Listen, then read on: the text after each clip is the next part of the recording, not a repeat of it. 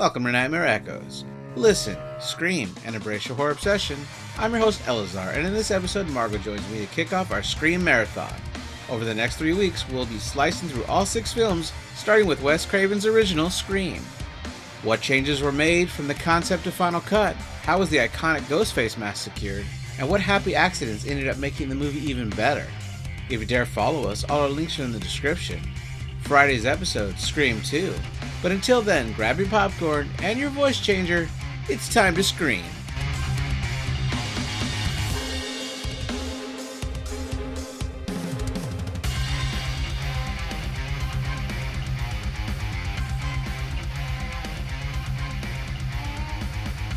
Hello, everybody. Welcome to Nightmare Echoes. I'm your host, Eleazar. I'm joined again by co-host Margo. Margo, how's it going?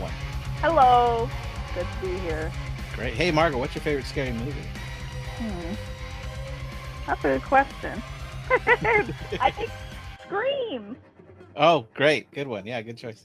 Not true. Not true, right? It's hard. I think it changes for me a lot. I say Cube a lot, but I think Escape Room is pretty high up there. I think it's a fun one. And I still need to watch that one. I haven't seen that one. I like it too. I've seen Cube. I think if you're going to watch the sequel, though, you should watch the theatrical version and then turn around and watch the director's cut because it's totally a different movie. Like about half the movie. Oh, sorry, you know I'm not going to do that. I'm not going to do that. You know I'm not going to watch 2 versions of the same movie. But it's a different movie. It's Okay. like they rewrote and filmed half of it again. And I'm like, what happened here? It's totally different. Like one character's not even there. It's weird. All right. So anyway, today we're talking about Scream, and we will be over the month of October talking about all 6 Scream movies. So there's some bonus episodes there. But the original one was released in 1996. It's 111 minutes long. I remember going to the theater and watching it with Steven, our other co-host. Definitely also saw it in the theater. Yeah, it was good. I'm sure it was word of mouth telling me to go see it, and I just remember being like, "Oh yeah, I like scary movies. Let's go watch this," you know. And I think as a kid, it terrified me. As a teenager, I was a little more scared by it. I was in middle school when this movie came out. It was a rated R movie, which I'm like, how did I see this movie? Because I don't think I was 16 yet. I think that my parents must have got my tickets for me. I don't know. But I wonder if we did this thing where we would just buy a ticket for not a PG-13 or like a PG movie and then just go into the rated R movie. I feel like we did that. That's possible. When I was a kid. I don't know, because maybe I did. I was like, now I'm second guessing my memory. Maybe I didn't see this in the theater. Maybe I didn't see it until it was out on video or whatever, or cable. Because I definitely wasn't old enough to go to a rated R movie yet. Huh. I don't know. Sorry. I know I saw the first and second one in theater. I didn't see another one in theater until part 5 and 6. Okay, so it's by director Wes Craven, who is famous for A Nightmare on Elm Street, The Hills Have Eyes, The Last House on the Left, Red Eye, and Wes Craven's New Nightmare. Written by Kevin Williamson, who this was his first script that he finally sold. Dawson's Creek. Yes, right. He'd written on Dawson's Creek. This is his first script that he sold, but he's also written I Know What You Did Last Summer, The Faculty, and a movie called Sick that came out in 2022. Neve Campbell, before this, was known for The Craft. After this, came out with Wild Things, and of course, continued with Scream. Also Party of 5. Also Party of 5, you're right. Yeah. I think maybe she was most known for Party of 5 when this came out. Yeah, right, I agree. Courtney Cox, best known for Friends. She had to really fight for this role because the casting people did not believe that she could play, quote unquote, a bitch. And she had to prove that she could be, because she's known for Monica being really friendly and nice. Yeah. But she's also been in 3,000 Miles to Graceland and Ace Ventura: Pet Detective. We got David Arquette as Dewey. He was in 8-Leg Freaks, Bone Tomahawk, The Tripper, and Spree. They had offered him a role for either Billy or Stu, and he told Wes that he wanted to be Dewey. And when Wes is like, "Why do you want to be Dewey?" He goes, "Because I get to kiss Courtney Cox." That's so funny. How did they meet? Were they together already, or did they meet at this movie? In one of the cast and crew hangouts before they ever had scenes together, because it's quite a bit into the movie before they have a scene together. But I think Courtney could tell that he kind of liked her, and she wasn't particularly interested at the beginning. But then they get married for 11 years, which I guess in Hollywood is good. I don't know. That's quite a long time. Yeah. Yeah.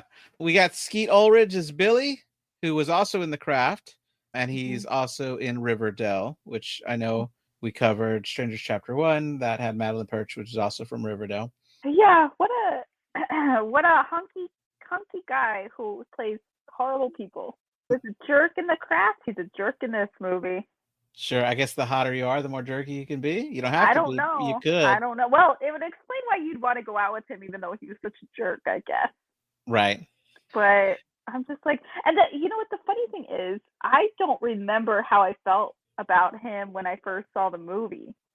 You know, because like when I'm watching it, I keep thinking, oh yeah, he's a creep. He's a creep. But I'm like, did I think that when I first saw the movie?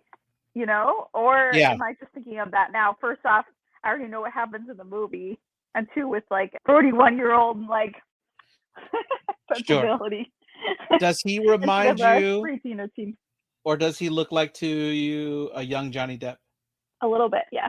Yeah. So Wes Craven saw that in him, and in the scene where he goes into Sydney's bedroom mirrors when Johnny Depp went into Nancy's bedroom in A Nightmare on Elm Street. Oh. Which I think is kind of cool. Then we have Matthew Lillard, who plays Stumacher. He was also in 13 Ghosts, Scooby-Doo. I loved him in Hackers, and he's in Dead Man's Curve. We also have Rose McGowan, what's the TV series that was like The Craft, but the three sisters? Charmed.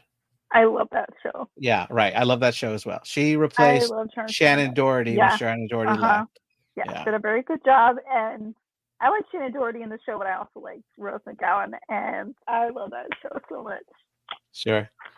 This movie had a budget of around $14-15 million, depending where you check, and had a worldwide box office of $173 million. So quite good. Yeah, so did really good. So this franchise is still a going. It won a Saturn Award for Best Actress for Neve Campbell and a Saturn Award for Best Horror Film. MTV Awards gave it the Best Female Performance for Neve Campbell, and Fangoria Chainsaw Award for Best Actress. So the movie starts. We get a scream over a title card. Then we see Casey Becker, who's played by Drew Barrymore, picking up the phone as it rings. It's some guy she doesn't know on the phone. She tells him it's the wrong number. He keeps calling back. She's putting popcorn on the stove. And when he hears that sound, he asks her what she's doing. She's saying she's making popcorn because she's about to turn on a movie. She gets really playful and flirty here, even though it's a complete stranger. Yeah. She goes over to the porch at some point, turns on the light. We see that she has a really nice pool, a really nice house.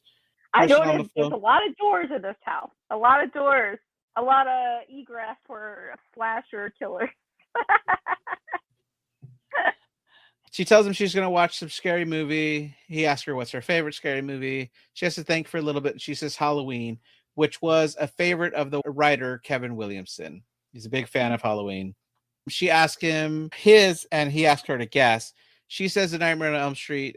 He asks, is that the one with the guy with knives for fingers? He says it's scary, and she says the first one was good, but the rest suck. That's because Wes Craven only did the first one. Didn't come back until they did like the meta version where it's a New Nightmare, where it's the real actors playing themselves, which they theorize is what people might be doing in Scream 7. It might be the real actors from real life. Because they're all really coming. Because they're all coming back. They got Matthew Lillard coming back. They got people from all the movies, and that makes sense. Then. That could be one way to do it. But I would say that while the original Nightmare on Elm Street is definitely the scariest one, I think Part 3 is my favorite. Just fun to have those teams that they go into their dreams with their. Oh, I gotcha. They go into their dreams, learn to control their own superpowers. And I don't like the idea of Nightmare on Elm Street because you can't fight back. Yeah, well, but they do. I guess they do. I guess you do. But I don't like that idea of being attacked in your dreams, and then when you gotta stay awake, no thanks. One of my favorite activities is to go to sleep. Yeah. So he asks if she has a boyfriend. She says no. He reminds her that she never told him her name. She asks why he wants to know, and he says, "I want to know who I'm looking at." She asks him to repeat it, and he says, I want to know she who I'm gets like talking freaked to. out by that. Yeah. Yeah. She turns on the porch lights again. She goes to hang up the phone. The popcorn's ready to be taken off the stove, but he calls her back before she can get it off the stove. And he tells her if she hangs up again, he's going to gut her like a fish. She asks if it's a joke, and he says more of a game, and asks if you can handle that blondie, which causes her to start running around and locking all the doors. Yeah, but she threatens blonde hair. Yes, exactly. Right. I mean, yeah, that makes sense. She threatens to call the police, and he says they won't get there in time. She asks what he wants. They would. They would have. You think so? I think so. Because of the neighborhood? He should have called the police right this second. Sure, yeah. Well, he's not letting her because it's a landline, and every time she hangs up and then call. I know, well, but they call back up and then immediately call 911. Or put him on hold and open a second line. That would have done it. Yeah, because the police do show up. For Neve Campbell? No, for Drew Barrymore. It's like, I feel like it isn't that long after her demise. But I don't think they show up in this scene. Well, whatever. She should have tried at least. Yeah, I agree. So they ring the doorbell. Although she yells the at police force is pretty ineffective. So maybe it wouldn't have felt. Sure. They ring the doorbell. She asks who's there. They call and they say, you should never say who's there. Don't you watch any scary movies? That's like a death wish. Letting us know that these killers understand not only that they are in a scary movie, but that they know the rules to the scary movies. Mm-hmm. And they tell her that she might as well walk outside and investigate a strange noise, which we definitely see in a lot of scary movies. Yeah. As she's backing up to cower near the TV, we see that it has a blue screen and is on channel 3, which is how we used to set up TVs to play on our VHS tapes back in the day, right. Which I love. She then tells him her boyfriend's going to arrive and will be pissed, which is bad for them because he's really big and he plays football. They ask on the phone if his name wouldn't be Steve, would it? She's like, how do you know that? They ask her to turn on the patio lights again, and when she does, he's tied to a chair looking already bloody. She wants to open the door to go save him, but they tell her that she can't do that, and then they want to start their game. So they start with movie trivia, and they ask her for an easy question to name the killer in Halloween. She gets it right, saying Michael Myers. Then they throw her a curveball when they ask her for the killer. Here we go, spoiling Friday the 13th for everybody who hasn't seen it. Yeah, what is it, a 50-year-old movie now? Well, I don't know. I didn't know it. 45-year-old movie. Yeah. There's kids out there who haven't seen movies yet, you know? Sure. And maybe they're watching classic horror movies and they're like, I'm going to watch Scream, then I'm going to watch Friday the 13th. Oh, big mistake. Yeah. Big mistake. Well, yeah, this movie references a lot of movies. So get ready for some more spoilers for those listening, because we're going to talk about them. So, yeah, they throw over a curveball saying that who was the killer in Friday the 13th. And she obviously thinks it's Jason because Jason is very iconically known for Friday the 13th. Although in that first movie, it's Mrs. Voorhees is going around killing anyone. Jason isn't even mentioned until 90% of the movie's over. And then you do get him popping out of the water in a dream. So he's not really there. Although that actor that played him as a kid will sign an autograph if you pay him at a convention, because he's making money from that. Yeah.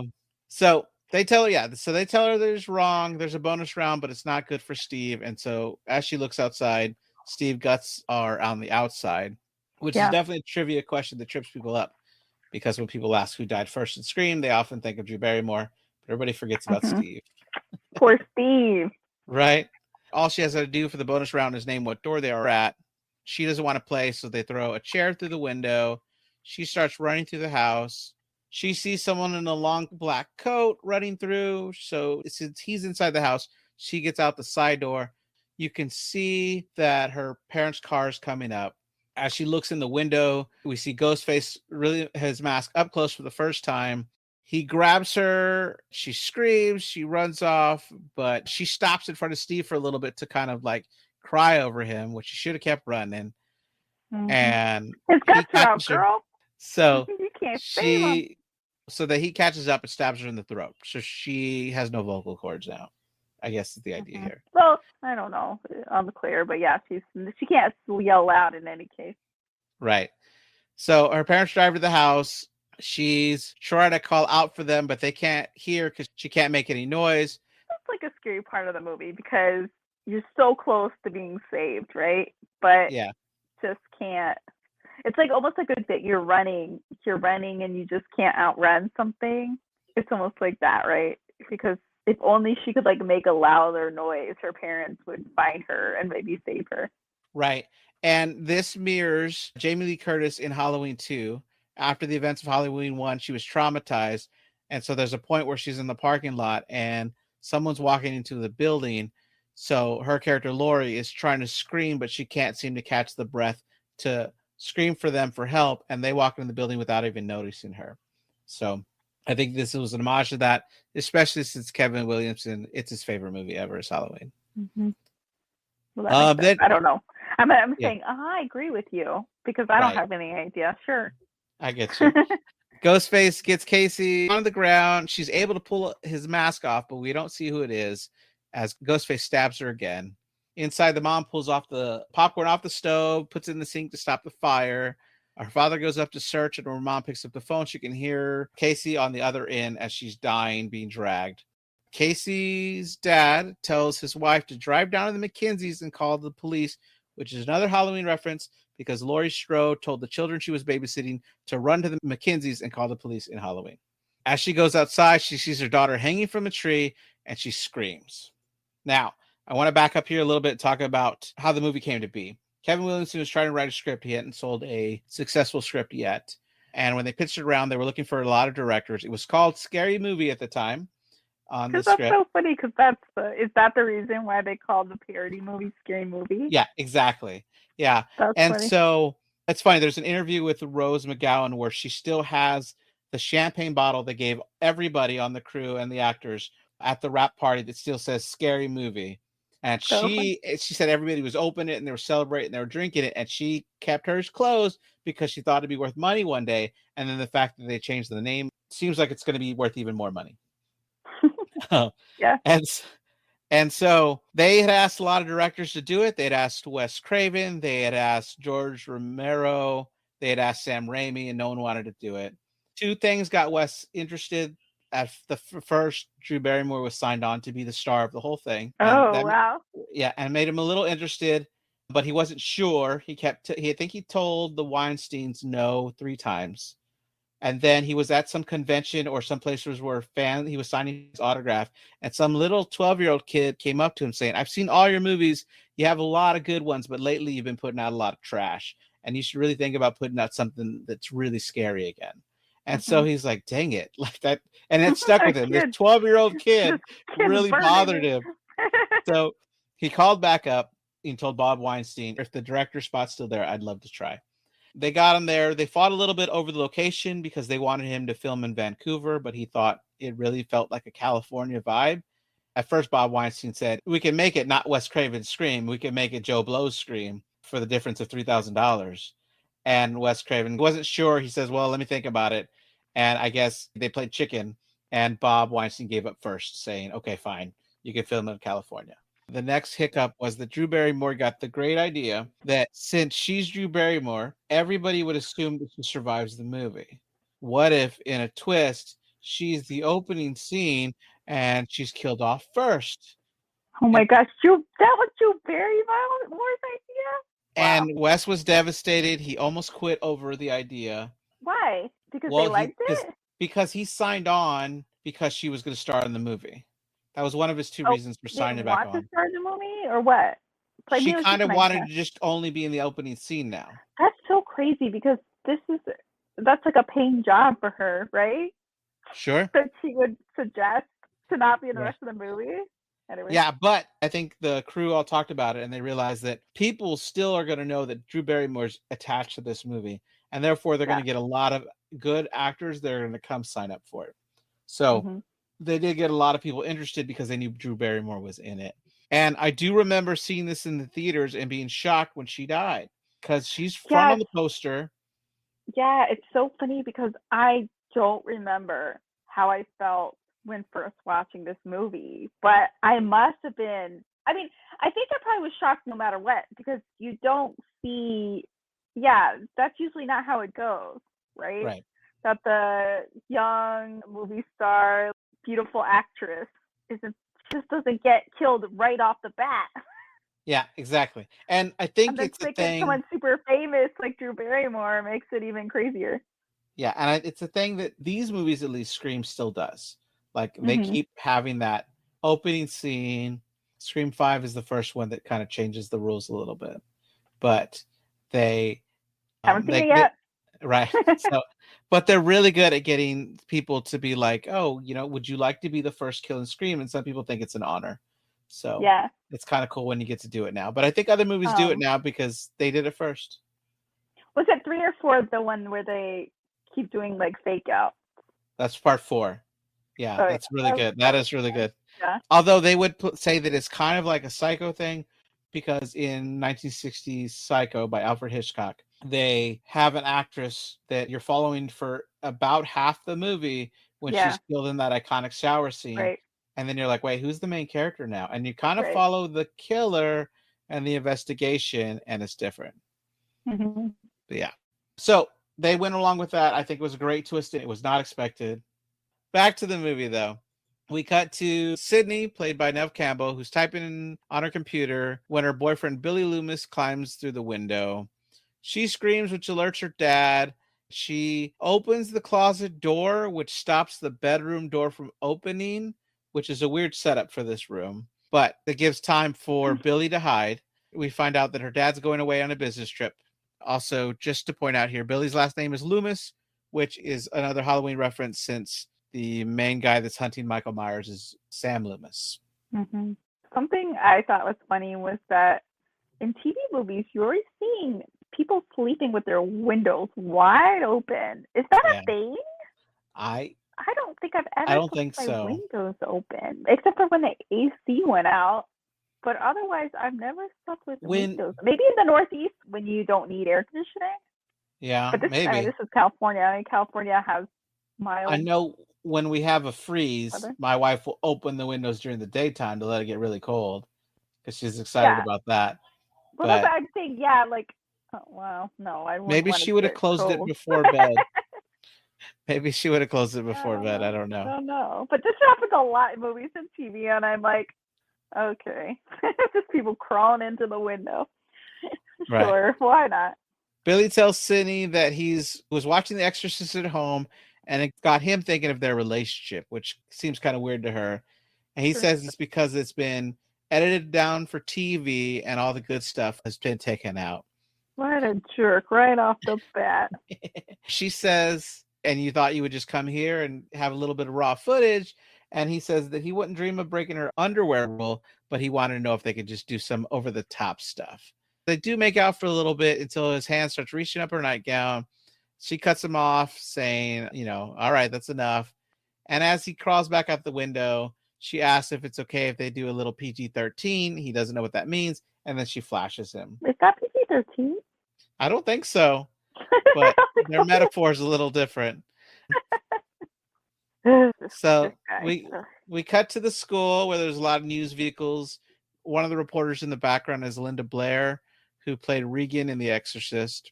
We meet Gail Weathers reporting, played by Courtney Cox.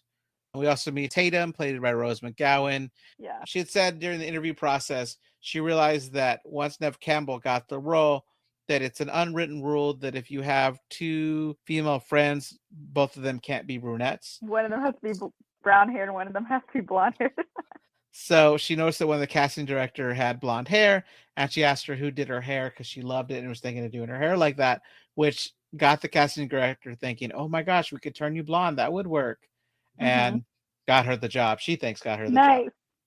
Yeah. She looks pretty good as a blonde. She does. Yeah. Tatum tells Sydney to interview everyone at the high school because they don't really know anything about who killed anybody. And she knows this because she references that her brother Dewey, which we later find out is on the police force. She also hints that it was worse than, and she's cut off and says, well, it's bad. And we eventually find out that Sydney's mom was raped and murdered a year ago. Interesting, because it was a big plot point and it wasn't about Sydney's mom, because like it has a lot to do with the plot of the movie, but also it's like a lot of details are kind of just like said and they don't really delve into it that much, or maybe they do and I just like was tuning it out. I don't know, but I remembered it to be a bigger part of the movie, and I think maybe it's just because of the second one. It was a bigger part of the movie, and the third one, it was a bigger part of. You know what I mean? That's like what I was it gonna say. continues on. It matters for 2 and 3, yeah. Yeah, so maybe that's why I remembered that it was a bigger part in the first one. But yeah. Sure. Yeah, and I was like, oh, because Ski Ulrich was like, oh, you remember when we started dating and we were all hot and heavy and now we're not. And I was thinking, yeah, that's kind of weird. And I'm like, oh, no, yeah, I remember why. It's because her mom was brutally murdered. That's why. And it's even creepier when you find out more details later. Sure. But I was like, dude, like, of course. But, like, we don't, he doesn't care because he's a bad dude. He's a bad but dude. Anyway, for a lot of reasons. Sure. So I want to talk about the high school here. So they originally had gone to Santa Rosa High School, which a lot of films had been filmed at before, so they thought it was a very friendly school. But because of a recent kidnapping and murder of a 12-year-old girl in California named Polly Kloss, she was abducted from a sleepover. The community was really up in arms about violence in movies. And so the school board got together, invited the whole town to talk about violence in movies. They held a vote and they said no. So they pulled out of the movie and Wes Craven had to find a new place to film. They did find the Sonoma Community Center, which was previously a high school, but since now it's a community center, it's not controlled by a school board. There's no one that got to vote. They just got to pay to use it, and it worked out well. But Wes Craven kind of gets the last word because in the credits, he puts no thanks whatsoever to the Santa Rosa City School District Governing Board. Hey, come on, dude. That's salty. They had a girl get kidnapped or whatever. Don't be so salty. Sydney's called to the principal's office, and we see that Henry Wes Craven's quite a character, though. He is a character, sure. Anyway, go ahead. Yeah. So she's called to the principal's office, and we see that the principal is played by Henry Winkler, a.k.a. the Fonz. I completely forgot he was in this movie. And he has a different tone than anybody else in the movie. His movie is a little more like goofy slapstick, like comedy. I feel like the way he acted helps scenes. And everyone else is pretty much playing it straight, but not him. Like he's like the way he did things. Sure. I just thought was funny. I think he's not credited in the movie, and they asked him to not be credited since he was so famous that they wanted the focus to be on the younger actors. Okay. Which is weird. Yeah. We also meet Sheriff Burke, and we meet Dewey, played by David Arquette. The principal tells the sheriff that Sydney's coming in next, who's the daughter of Maureen Prescott. Later at lunch, their friends are discussing what kind of questions they're asked. We find out that the male students... Do we see Sydney getting interviewed at this point? Just a little bit.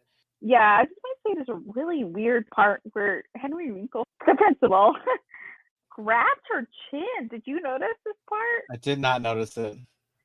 That is weird. He like grabs her under the chin, like, you're okay. And I'm like, that is such a weird thing for a principal to do. I don't know what that was. Anyway, sure. if you watch it again, probably for the millionth time, well, look out for this because it's such a weird move. Like, what are you thinking? Yeah, I don't know. Acting choice. It's like, man, that's not Drew Barrymore's face. Yeah, weird.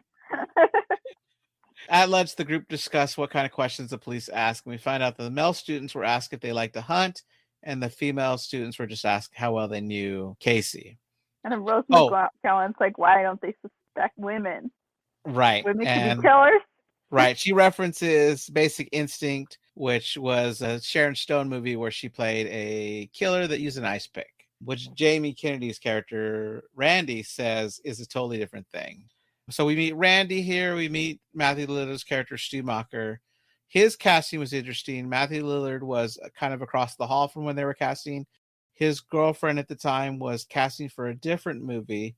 The casting director for Scream walked by, saw him, and said, hey, do you mind auditioning for a role in our movie over here? And so he just happened to be in the right place at the right time. Was he like a known actor at the time? Not really. I guess he'd been in a few things, but not enough. She just looked at him? He just looked like he'd fit the role, she said. Yeah, liked his look. Oh, yeah. They start talking about the victim's guts And Cindy gets really uncomfortable. Sydney asks if Stu had dated Casey, and he says for 2 seconds. And Randy jumps in saying, before she dumped you for Steve. And Tatum goes, hey, I thought you dumped her for me. And he's like, I did. He's full of shit. Randy asks if the police know that he used to date Casey, which implies that he's the killer because killing would improve his high school Q. Tatum jumps in. Remember we used to talk about Q score? Not really. That's not like anybody noticed. That's like how like celebrities had a Q score, which is like what they're like. Now I think we would like say it's like your clout or like your sure. It's like what like a influencer, like their reach or whatever. That's how we would describe it now. But like you used to have a Q score, which would be like how popular a celebrity was. Sure. I thought that was a real funny dated reference. Nobody's gonna get that. Yeah. I feel like a few of these are because I mean it's definitely an older movie by now. Yeah. Almost. You know what wasn't dated was Sydney's entire wardrobe. I'm like, you could plot. I guess like 90s style is in now because like you could plot like just not Rose McGowan. Rose McGowan is way like too 90s, but Neve Campbell, I guess, because she's supposed to be dressed as like a every girl like self-insert kind of character. She is dressed kind of like quote unquote more normal. And every outfit she was wearing, I was like, yeah, I'd wear that. I'd wear that today. That's cool. Yeah. So Tatum jumps in saying that Stu was with her last night. She asked for his alibi, and he says he was working at the video store, which she points out she thought they fired him. And he says, yeah, they fired him twice. But I guess they don't have enough workers because they keep hiring him back. Very passionate about movies. Stu says he didn't kill anybody, and Billy said, no one says you did. And he's like, thanks, buddy. And Randy goes, yeah, besides, it takes a man to do something like that. And then he jumps in saying, oh, because they had said that, like, it takes a man to kill someone earlier, right? So Randy is insulting Stu by saying he's not a man enough to kill her. And then he jumps in saying, is it true you left her liver in the mailbox, which upset the girls? Stu jumps in saying, hey, yeah, liver alone, man. Get it? Liver alone. Which sends Cindy running off. And I think Billy punches him. And he's like, hey, ow, it's a joke, man. Which people keep punching him in this movie. We see Sydney getting off the bus at home. She's talking on the phone with Tatum. And she's going to pick her up after practice. And she says she'll be there by 7 p.m. I don't know. We never pointed it out because we see other people wearing cheerleader outfits. And she's not ever wearing one. I don't think it's a cheerleader. Also, some sports practice? Maybe. I don't know. Never say. She's walking through the house. We have the scene where she opens a closet and this creepy sounding noise or music happens when she opens a closet to make us think something's going to happen. But nothing's there, but it's foreshadowing later. That they use the like something like the scary music. And then nothing happens. Sure. So you're like, okay. Yeah, but this one, I think is alluding to it a little bit when something does come out of that closet. Like it's gonna happen. Yeah. She walks away, she hears a creak, but doesn't see anything, and she lays down to take a nap. A phone call wakes her up, and it's Tatum saying she's on the way, but she wants to stop by the video store first. Then she gets another call, which is the killer, but she thinks it's Randy. He asks her for her favorite scary movie. She says she doesn't watch that stuff because it's all the same. Some stupid killer chasing some big-breasted girl who runs up the stairs when she should be running outside the house. Yeah, it's interesting because I'm like, this joke is in extremely poor taste, but Janine doesn't take it that badly. I mean, it's not a joke, but I'm saying if it was her friend calling her to like tease her, like an extremely poor taste joke this is. But then I'm like, she doesn't know that this is a murderer. Like, she doesn't know the murderer called. It's not. It's just she just thinks it's like a prank call about somebody asking about movies or whatever. Not like saying, I'm going to kill you, Sydney. Right. And it would be crazy if it was Randy because that's too far of a joke. But I'm saying, I guess it's not that creepy of a joke until it gets creepier.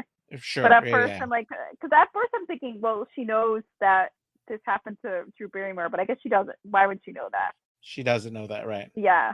So it's not as bad as I originally thought. Which is interesting because in the second one, when they make the stab movie, they are able to recreate a bunch of scenes that no one could possibly ever know that happened. which is funny. Anyway, she goes to the porch. She's picking her nose, asking what she's doing because he claims he could see her. And she's going to hang up. She says, tell Tatum to hurry up, thinking it's Randy. And then the killer says, if you hang up now, you'll die just like your mother. She tells him, fuck you, goes inside and locks the door. And that's when the closet from earlier where we heard the sound opens and the killer slams her head onto the floor. Mm-hmm. He goes to stab her, but she kicks him. She tries to the front door, but he stops her from running outside. So she runs up the stairs like she was just saying that people do. Yeah. Because in the conversation she was saying, because she thinks you like scary movies, and she said no, and she's like, why don't you like them? She's like, because people are doing stupid things like running upstairs instead of running out the front door. And then that's exactly what she does. Which is really funny. Also, I'm just saying it's extremely obvious that this is a stunt double and not people. Yeah. It's always, you're saying for her. Yeah. The same thing for Tatum later. Yes, it's so obvious. It's like not even, it's like, it reminds me kind of of Buffy and Buffy the Vampire Slayer TV show. A lot of times, because Sarah Michelle Gellar is so tiny. Yeah, the stunt double's also a foot taller. Not, and like you could completely tell. I mean, but that was like a low budget TV show. And this is like a pretty high, I mean, for the time, pretty high. It's just like they do a bad job. Yeah. Anyway. Sure. Well, I guess it's not like an action movie. Even DVDs were still new then. They didn't know people were going to be pausing in this high definition. Or like looking at it so clear. That's true. Right. So she's able to do the whole closet, stops the door from opening in her bedroom thing. Tries to pick up the phone, but it's got a busy signal, so she uses her computer to dial 911. The killer runs away, and then Billy shows up.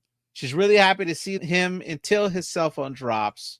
She runs for the front door, and when she opens it, it's a silly gag, but you see the mask, which scares her, but it's really Dewey holding up the mask because he found it. I don't know why he would be holding it up. Why was he holding it up? It doesn't make any sense. But way more full of fake jump scares than I remembered. But again, I don't think I've seen this movie since I was a teenager. So I guess I rewatched them all when 5 was coming out to watch them with my kids so they can go to the theater with me. Mm-hmm. And we had a great time. And then we, of course, all went to go see 6 again because we had a great time with that too. So they're arresting Billy. He keeps screaming for Cindy to tell them that he didn't do it. Tatum shows up in a beautiful red 1967 Volkswagen Beetle. That thing looks so shiny. Mm-hmm. Like someone must wax it all the time because it's so pretty. I was definitely jealous. Yeah. Dewey tries to tell Tatum that she can't be there. She says that Sydney's staying the night because her dad's out of town. And Dewey's funny when he's like, does mom know? And she's like, yeah, doofus.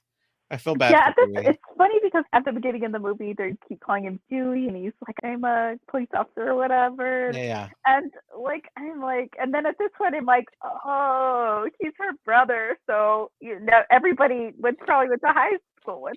Right. Because it's, Tatum's brother, older brother. Well, he's 25 at this point. So it's the same age as all the other cast.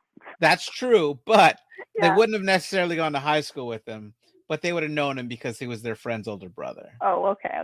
Right. Oh, he's like supposed to be 25 in the show? Yeah, he tells Gail that he's 25. You're right. Yeah, do you think, I don't know, I feel like people would think that their 25-year-old brother was like hot and not make fun of him. Sure. It makes more sense that, I mean, it's funny for the character, but it makes more sense in real life that Dewey would be like, ugh, I don't want to hang out with these teens, rather than the other way around. Sure, yeah. But, that's Dewey's character. As Sydney's leaving, Gail shows up, yells to her cameraman, Kenny, Jesus, the camera, hurry. To which he replies, my name isn't Jesus. Gail tries to talk to Sydney in the cop car, but it just drives off. Then starts to ask Tatum a question, but she isn't helping. When Gail asks, can you tell me anything? She said, yeah, you're a real pain in the ass. Then Gail insults Kenny, calling him slow and overweight, but not in the nicest words. And it's interesting because the actor who played Kenny is W. Errol Brown, said he put on 20 pounds to play the role because the script had so many jokes about his weight, which I guess if your method. That's such a minor role to be gaining weight for. Or maybe he was like, yay, I can eat again. Yeah, could be. I don't know. At the police station, Sydney's there. They can't contact her dad. They find out he never checked into the hotel that he said he would. The sheriff asks Billy the funniest question. Tell me, son, what are you doing with a cellular telephone? which I think is hilarious now.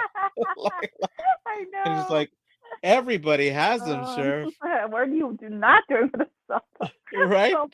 You poor kid. You don't have a cell phone? So he asked what Well, he was. they caught the killer right at the beginning. Yeah, they Case did. Right? closed. They ask why he visited Sydney, and he says he wanted to visit her. It's his girlfriend. The sheriff says that Sydney says you visited her last night. His dad doesn't know that he went out last night. And the cop asks if he went to Casey Becker's house along the way. He denies it. The dad says that they could just look up the phone records. And the sheriff's like, yeah, we got that. But they're going to hold him until they get those phone records back. The news is outside. Gail thinks she's too important to not be let in, runs in there, and an officer puts his hand out, and she's trying to accuse him of getting handsy, but they don't let her in. Then Dewey tells the sheriff that they found that the mask is sold everywhere. It's interesting because they were hunting around for houses. They found a house that had been used in a lot of other movies that they didn't actually use for this movie. The woman who owned it, all of her kids had grown up and moved out, and apparently her husband had collected masks. But the kids had put one of them on a bedpost in their room, and that's the Scream mask.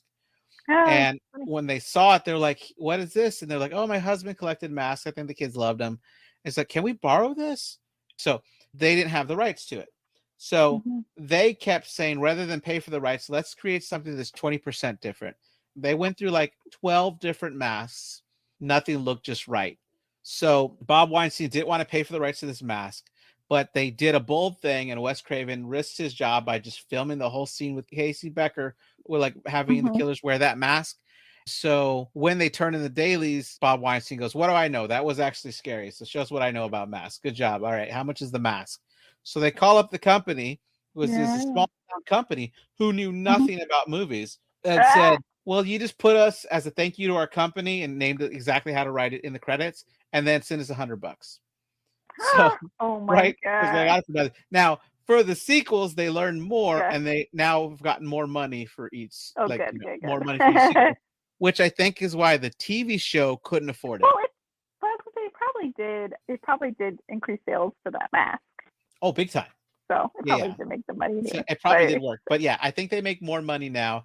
And yeah, like I said, the TV show went with a different mask, I think, because they couldn't afford it. Interesting. Yeah.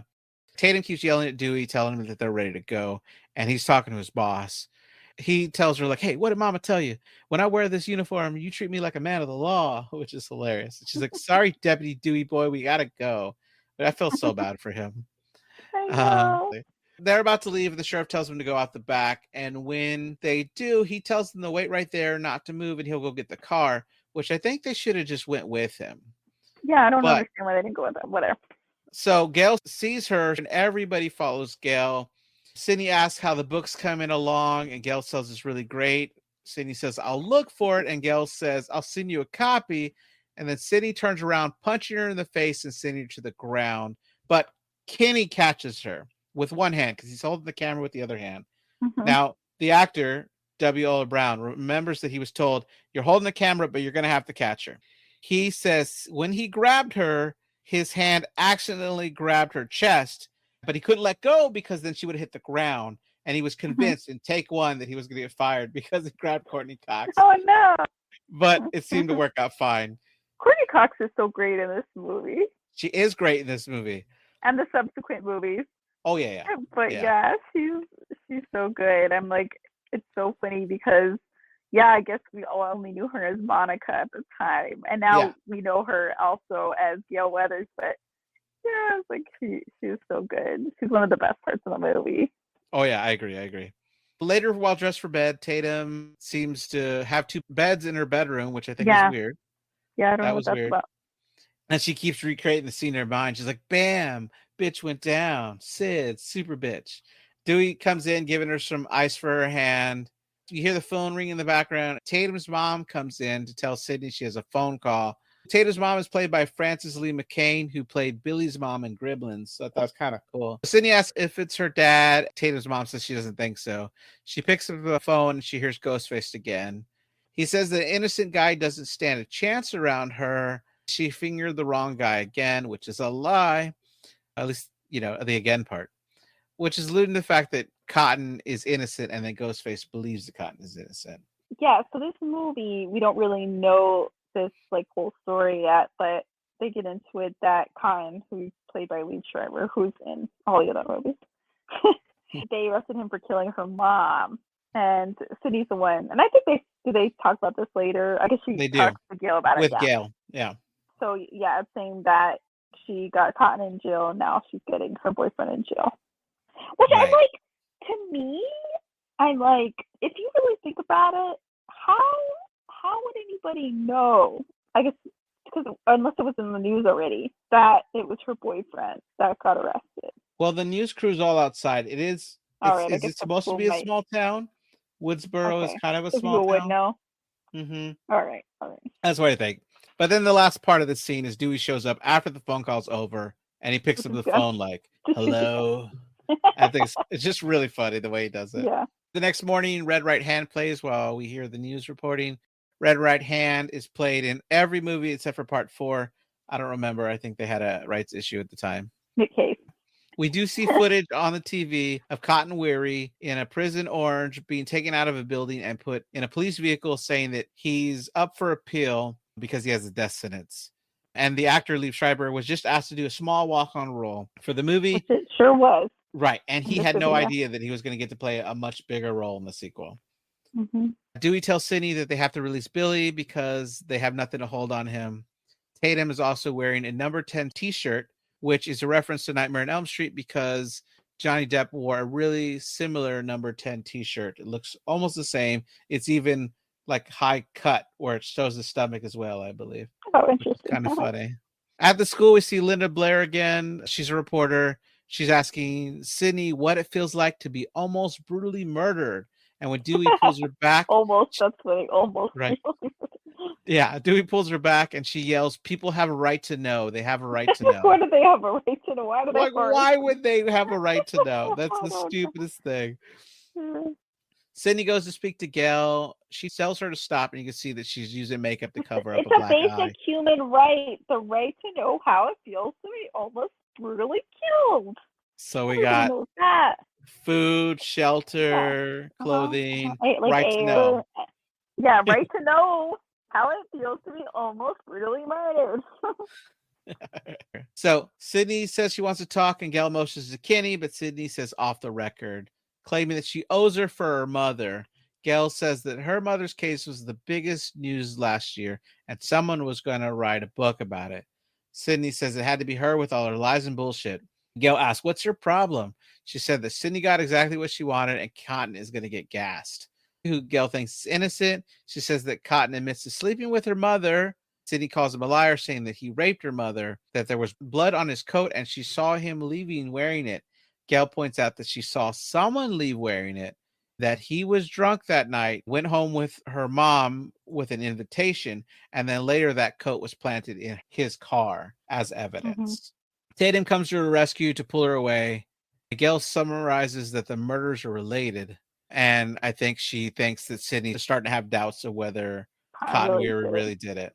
Yeah. So she tells Kenny if she's right, she could save an innocent man's life, which almost makes her sound like a good person until she says, "Do you know what that would do for my book sales?" And even Kenny looks like, really? At the lockers, Sidney asks Stu if he's pissed. Stu says he isn't pissed. He's heartbroken because she branded him the Candyman, and Tatum punches him. Candyman came out in 1992 and stars Tony Todd in the killer role, which led to a couple sequels and an amazing remake in 2021. Okay. Then we see a bunch of teens running around wearing masks and costumes, going crazy, looking just like the killer. This is always my thing about these movies, that people would be having fun dressing up like a serial killer, and that's never happened in real life ever. But yeah, that's gonna happen. It happens big time in the sequel. In the sequel, they really go overboard with it. Yeah. Sidney asks why they're doing this, and Stu's having such a great time saying, "Are you kidding me? It's like Christmas," which I think he would say Halloween, but he said Christmas. And I think it's because this movie came out in Christmas, which was Bob Weinstein's idea, which Wes Craven thought was a horrible idea. He thought it would make no money. And Bob Weinstein says, "What are the horror fans doing at Christmas? Nothing. They got nothing to go watch. Let's give them something to go watch." So it did good. The first week wasn't amazing, but then it grossed more on the second week, which almost never happens. Like it Yeah, started it's climbing. funny because that was back in the day when you could like start slow and gain word of mouth for Yeah. people to go see a movie. Whereas now you have to have a huge opening weekend, or that's Or it. they're pull it Off to out by streaming. week Off to 3. streaming for you. Yeah, Yeah. exactly. So yeah, this movie stayed in theaters for 6 months, Yeah. which Wow. is Yeah. pretty crazy. Sydney runs away because she's upset, and she runs right into Billy. This is where they have a conversation. He wants to know what happened in their relationship. You'd rather brand me a psychopathic killer than touch me. She says he knows that's not true. He says that it's been a year since her mother died, and she's like, a year tomorrow. It'll be a year Yeah. tomorrow. A year. Get over it, Sydney. Right. Get over it. You know what, Go ahead. Sydney? It's a real red flag if your boyfriend might be a murderer and your initial response is he could be, and not no way. You know what Right. I mean? Yeah. Like, Yeah. even if you have some doubt that maybe he could be, he's not the guy for you. So yeah, so he points out that when his mom left town, he got over it. And she's like, my mom died. She didn't just leave town. There's a difference. She tells him that she's sorry for traumatized life is too much for his perfect life. And then she runs away. And We also, cut to did the he get over it? Mm. yeah, right. Yeah, exactly. Yeah. The principal has 2 kids in there with masks, and he's cutting them up with these giant scissors. He says he's going to expel them, and they say it isn't fair. The principal goes over the top a little bit when he said fair would be to rip their insides out and hang them from a tree to expose you for the heartless, desensitized little shits that you are. Whoa. Yeah, maybe it's a little far. We get a scene where Sydney's in the restroom and she overhears from the stalls 2 girls talking about her. So she hides in the stalls. One of the girls says that Sydney was never attacked, that she made it all up for attention. This is the one in the cheerleading outfit. They both come out. The girl in the cheerleading outfit never washes her hands, applies makeup, and then even puts her finger in her mouth, which I think is so gross. One theorizes that Sydney could have gone crazy after her mother's death, but realized that instead of unaliving herself, that murder is a better therapeutic expression. And when the other girl asks where she got it from, she says Ricky Lake, which Ricky Lake. Do you think people today know who Ricky Lake is? No, that's what I was going to say. So Ricky Lake was a talk show host that started in 1993 and ran for 12 seasons. Yeah, I don't think they do. Also, they also say a line that maybe Sydney killed her because she really had the hots for Steve and killed them both in jealous rage. One of the girls says, why would she kill Steve when she's got Billy? Which is interesting because the actor that played Steve, Kevin Patrick Walls, was in the final top 3 to play Billy. The other one was Justin Whalen, who I know from Child's Play 3. And there's actually footage of Justin reading alongside Nev in the extras on the Blu-ray that I have, which I think is kind of funny. That's fun. So then they leave. Sydney thinks she hears somebody else, checks under the stalls, but she doesn't see anybody. This is gross and the scariest part of the movie because she crawls on the floor of a public bathroom. Disgusting. Then she thinks she hears a whisper. She says there's someone there. We do see someone step off the toilet onto the floor.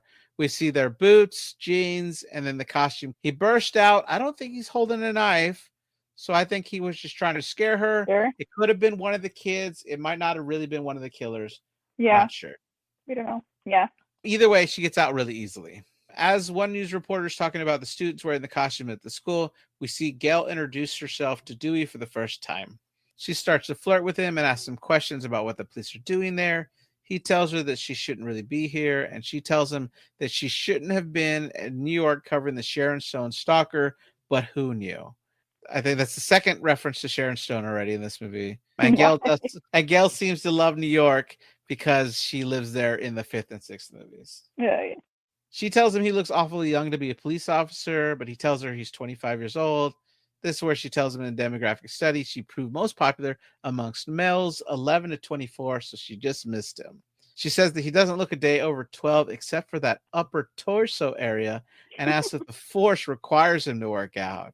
And he says no, but because of his boy's good looks, muscle mass has increased his ability to be taken seriously as a police officer. It's so funny. Over the loudspeaker, you hear that all the classes are suspended and the city has issued a curfew citywide for 9 p.m. Gail's excited that there might be a serial killer, but Dewey says you have to knock off a few more people before you earn that label. And Gail says, well, we can hope, can't we? Which is horrible. Gail starts to ask more questions, but Dewey's trying to get away, and she realizes that she might be bothering him. He compliments her back so he can escape, is what it felt like to me. He says that if he can say so, she's much prettier in person. I think he was being genuine. Yeah. Oh, yeah. I mean, well, the actor was like her, but he was trying to get away. Like, I guess he had something to do, which is probably just to go to work. Right. Yeah. Yeah. But she's like, you do watch the show, and he's like, I'm 25. I was 24 for a whole year. Like, yeah. No shit, Sherlock. Like, Tatum's walking with Sydney, and Stu comes out sound like an idiot. He's like, shmooju, I don't know what he says. It's something weird. But I have no idea. yeah, I think he's saying school's out, but he tells Sydney from the behalf of the whole student body, thank you for whatever you did, because now we don't have school anymore. He tells them that there's a party tonight, and Tatum asks Sydney if she's in. He says if he can convince Tatum to not invite the whole school, it should be a nice little get-together with just a few people. How is a house party okay with a 9 p.m. curfew? Yeah, I know. And are they all sleeping over at the house? I mean, no, well, a bunch of them leave when they're like, oh, time for curfew, and a bunch of them leave in the party a little bit later. Okay, so I guess there's a couple of waves of that. Gonna like stay there, stay the night. They might be. And then as they're leaving, Stu gets excited. They agree to go and says for them to bring food. We come back to the principal's office where he has the mask on like an idiot. There's a knock at the door, and when he looks back at the mirror, he scares himself with the mask. Yeah, this is the point I thought. This is the part I'm talking about. Like, he's like acting so goofy. Yeah. Someone keeps knocking on the door. He goes out into the main office area, goes past the door into the hallway, and says, damn little shits. The janitor looks at him and goes, what'd you call me? And the principal says, not you, Fred. Now, Fred is wearing the Freddy Krueger sweater and a hat from A Nightmare on Elm Street. And instead of that. Right, but he's played by Wes Craven, the director here. So that was a fun cameo. There's actually a deleted scene where they filmed it a little longer, and Wes Craven trips over his mop and falls to the floor like bumbling idiot. It's really hilarious. Back in the office, he checks the cabinets and scares himself again with the same mirror, though it's his face in the mirror. Why does he have a wardrobe full of coats? I don't know. He's got to look professional, I guess. Yeah, like why don't you get dressed at home? Why are you having? Does he come in to the office in the morning wearing sweats and then changes into a suit? Could be comfortable driving to work, you know. Maybe it's just his jacket, so he wears a different jacket and then he changes into. Could be his suit jackets. I don't know. I was just like, that's a lot of jackets to be having at work. I mean, at work we had that jacket closet, but it was a lot of different people's jackets. It wasn't one person's jacket. Yeah, it also has like fans in there, Christmas decorations. Oh god, we had a lot of stuff in that. As he walks from that cabinet, it turns out the killer was behind the office door, which was open the whole time. And he comes over and stabs him. He gets him on the floor and he stabs him multiple times. School's out for the summer plays. I'm not going to sing anymore. All right, you good. You don't have the rights to that song. Exactly. When we go on YouTube, we got to have to edit all this out. Oh, we don't make any money from this podcast though. So what are they going to sue us for? I don't know. I don't know. I don't know. We're not going to. They'll restrict the episode. Anyway, so they're at Tatum's house, and Tatum's talking about her mom's case. She thinks that maybe Sydney's mom was really having an affair with Cotton. She goes back and forth on whether she believes the rumors, but says that you can only hear that Richard Gere gerbil story so many times before you start believing it. I have no idea what they're talking about. I do. And I laughed. I know I laughed in the theater because I heard it so much in middle school that I guess I watched this in 96. So it was definitely there. And it's a sexual thing that I won't bring up, but that he did with gerbils. And so I knew I laughed like crazy because it's obviously a stupid rumor, but as a kid, everybody knew about it, at least in my school. So it's just funny that maybe I wasn't the right age for it. Yeah, maybe. Still a little bit. Sydney says if she was wrong about Cotton, then the killer's still out there. And Tatum says to be careful because she's starting to sound like a Wes Carpenter flick, which means she mixed up Wes Craven and John Carpenter. As they walk away, the camera zooms out and we see that there's someone in the costume who's watching them in the bright daylight. This was so funny. He pokes his little head out of the bush. Yeah. I don't know, it looks kind of cute. Like a little deer poking your head out of the Right. But it's never clear if it's one of them or if it's just kids or just goofing somebody. off. Yeah. Because I think it would have been too risky for them to do it in bright daylight like that, you know? But also, they could have just walked up on them and nobody would have suspected anything. Right. Without the mask is what I'm saying. Yeah. Exactly. So, but again, if this was supposed to be like threatening, I did not find it, so I found it funny. It was comical, yes. Which is funny. So, slight tangent here, but they resubmitted it to the MPA 6 times and kept getting a NC-17 rating. So Bob Weinstein. For what? For violence? For the violence. Oh. They really didn't like the line later. Movies don't create psychos. Movies make psychos more creative. They didn't like that at all. Oh, really? But they didn't like a lot of the blood, a lot of the guts. They said it was not okay for an audience. And so Bob Weinstein said, all right, hold up. I'm going to give someone a call. And he called them back like a couple hours later and said, you got your R rating. Oh, wow. He's like, what'd you do? He's like, I told him it was comedy. It's like, know that it's a comedy. Watch it again as a comedy. Laugh during it and realize it's not that bad. And so did that. They watched it a couple hours later. They called him and said, okay, you can have your R rating, which is funny. Yeah, I see. Like, take the tone of the movie into consideration. Yeah. Which is what I told my kid when we watched The Monkey. Like, he was like, am I allowed to laugh? And I'm like, definitely laugh. It's funny. And he was like, is it a comedy? I was like, it's a horror comedy. It's so over the top ridiculous that if you're not laughing, you're not having a good time. So a lot of fun. So at the video store, Frankenstein, the 1931 version, is playing on the TV. Because it's in the public domain. The video store is packed and a bunch of people are renting horror movies. Stu asks Randy if he's coming to his fiesta. He says he is, and he is off early because of the curfew. A girl walks up to ask if they have the werewolf movie with E.T.'s mother in it. Randy says The Howling, which is in the horror section. They're referencing Dee Wallace, who was in The Hills Have Eyes, Cujo, Critters, The Frighteners, and Rob Zombie's Halloween, just to name a few. Randy then notices that Billy's standing in the horror section and says he thinks that's a bad idea when he's the only suspect. Stu says that the cops let him go, and Randy says that's because the cops don't watch enough movies. Stu wants to know his motive, and Randy says that for horror movies, there's always a reason to kill your girlfriend. Plus, the plot gets too complicated, you lose your target audience.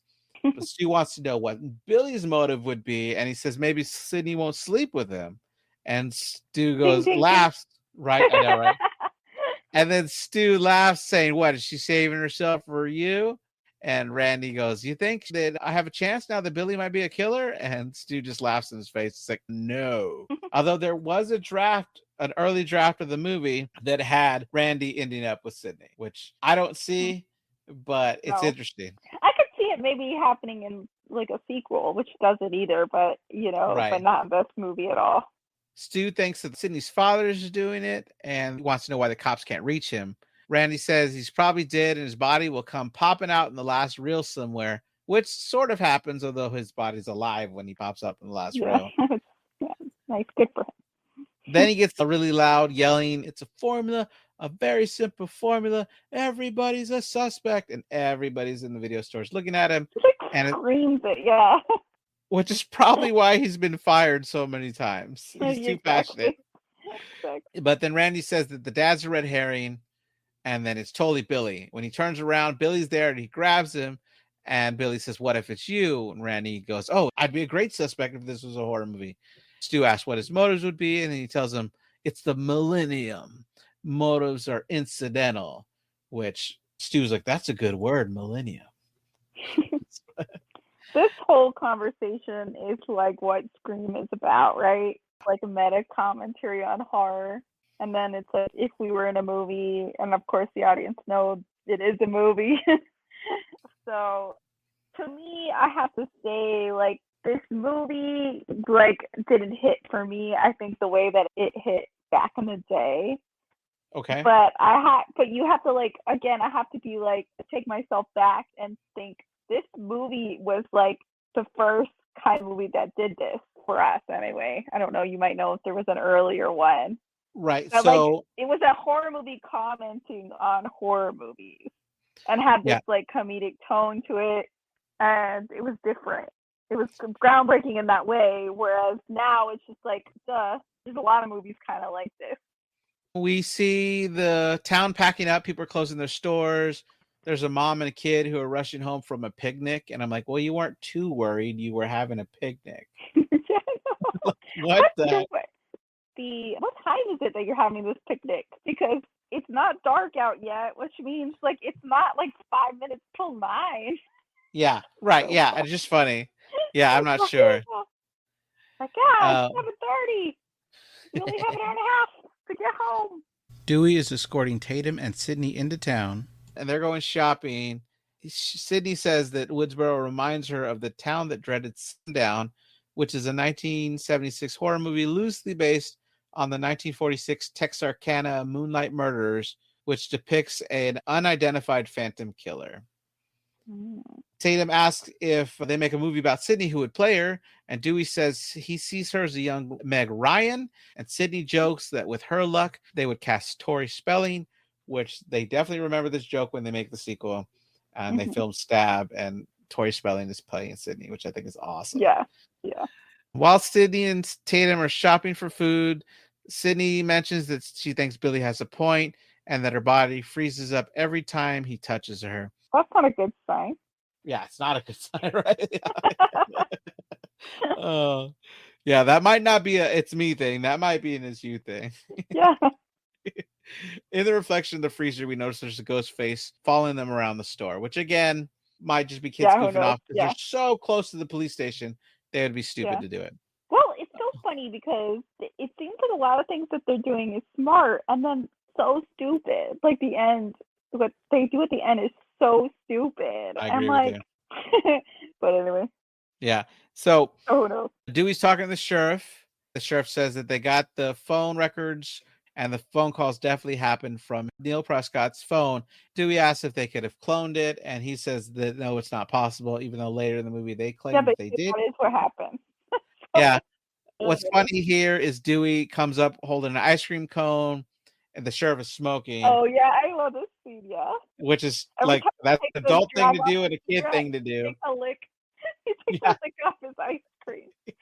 Right, and then when the sheriff drops the cigarette on the ground to put it out, you see that he has the same boots that the person who's wearing the costume in the bathroom had on. So it's like a red herring for. Oh, I totally missed that. Is the sheriff wasn't a red killer? Herring to me.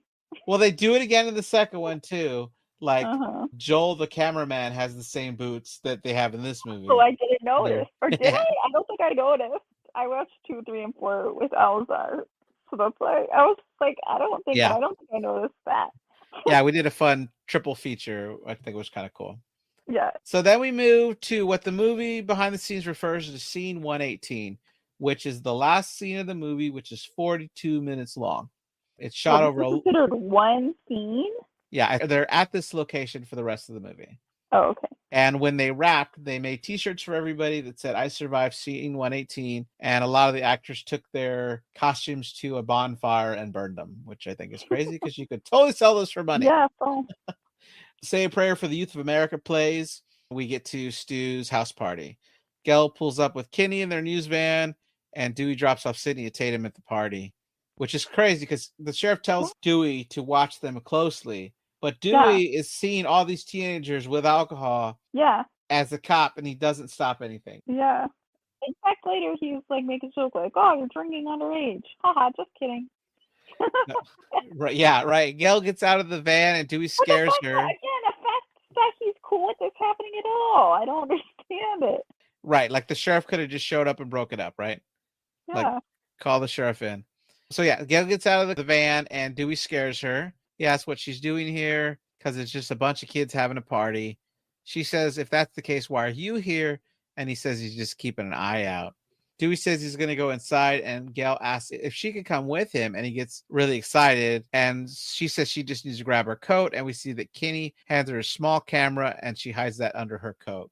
Inside, Randy's taking a vote of how many people want to watch Evil Dead versus how many people want to watch Hellraiser. Sydney reads off the VHS tapes. And they don't watch either. Right, I know, yeah. Sydney reads off the VHS tape of The Fog, Terror Train, and Prom Night, asking why Jamie Lee Curtis is in all of them Randy says that she's the scream queen, and Stu says with a set of lungs like that, she should be. The doorbell rings, Stu jumps up and asks Tatum to grab another beer. Then he's excited because it's the chick from Top Story. This is what I had to... Oh, well, okay. But I was going to say that he asked her to grab more beers, but then later on you see there's plenty of beers. Yeah, I don't know. But maybe he's just trying to get her into the garage. Right. Dude comes in, takes a beer away from the teen, like you said, and said he's underage, then hands it back, telling him to have a good time. Tatum wants to know what she's doing here, and Dewey's so happy to say she's with me. A few other teens tell Gail how much they love her, and they watch her show all the time. And I never watched the news when I was a teenager. No. I don't know. We're in her demographic, 11 to 24. Yeah. But some of the girls say it too. Yeah. But they could also be attracted to Gail. That's true. Then we see Gail sneak a camera under the TV to spy on teenagers, which doesn't seem like the best idea for one's career when you say it out loud. Well, I guess she doesn't have to show any of the footage. So she might be, who knows what she might be capturing on that camera. Very true. Yeah. Tatum goes to the garage. While I watched 6-hour special features, there was an 1.5-hour one called Scream, the Inside Story. And there was a significant amount of time covering the moment that she opened the door, and it was obviously really cold because her nipples are erect. Oh my gosh, I noticed this. Like, okay, interesting choice. Right. Rosa McGowan says she has people to this day asking her if it was a prosthetic. And she says, I didn't know that was a thing. But it's pretty funny. Tatum opens the garage door. She can't find light switch, so she uses the garage door light to light up the way. Then she closes right back. She goes to the fridge, gets some beer. The door to the house closes on her. A cat knocks over a bunch of tools, scaring her, and escapes through a pet door. She's locked out. She opens the garage door to go out that way, and she's stopped as the garage door. By the way, classic horror movie trope. A cat made the noise. Yeah. And nothing bad happens to the cat, which is great. Yeah. She then sees Ghostface and thinks it's Randy, asking, "What's this movie?" I spit on Randy. Yeah, everybody thinks it's Randy. Randy's not doing anything. I don't know why everybody thinks it's always Randy. Because he's a movie freak.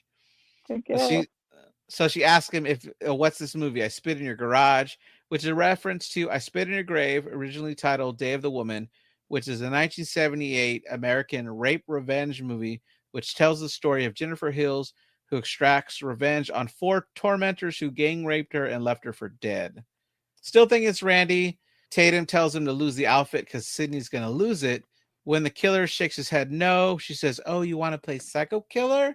and asks if she could play the helpless victim. She jokingly plays along, telling the killer that she wants to be in the sequel. She realizes it's all real when he cuts her arm with a knife. She runs back towards the fridge, swinging the freezer open and knocking him over, which I always find these comical, how people do knock Ghostface down. Yeah. Then she runs back and keep on going.